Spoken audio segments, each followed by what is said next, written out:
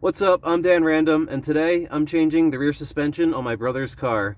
So I started first by removing the little plastic clips that held in the carpet, and then we pulled the trunk carpet back. This side's back too. And there are 14 millimeter nuts, 2 of them, and you just need to remove them. Next, with the wheel removed, you need to come down here and remove this bolt that sticks through here. This nut is welded on, so you just have to take off the 17 millimeter bolt, and we're having a tough time of it, so I have my big bar out here.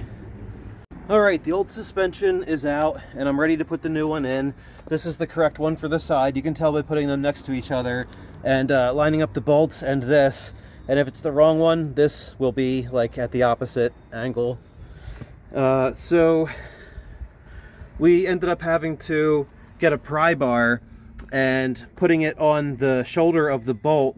And as I got my gun and extension, I was spinning the bolt, and my brother was whacking it with the sledgehammer and pry bar, and finally it popped out. So these can be a real pain in the butt sometimes. So you can either pass this thing down below, or you can actually feed it through up top here and then lift it. If you have a jack underneath it and you want to have it lowered, which I suggest you do have a jack underneath it, so you'll probably need to have a friend or somebody put a nut on the stud as it goes through up top to hold it, and then you can get the bottom in place. So once you have the strut assembly hanging by its nuts, you can then take out this bolt from this side here and drop this down so that you can then get this bolt here.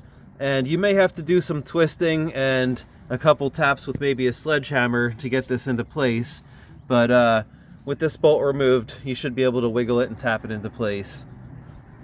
And once the bottom bolt's in, you can then use a jack to jack this back up, put this bolt back in, and then make sure the top bolts up top are torqued, and that's it. Put the wheel back on and you're done. And that's how you change the suspension on a Honda Civic.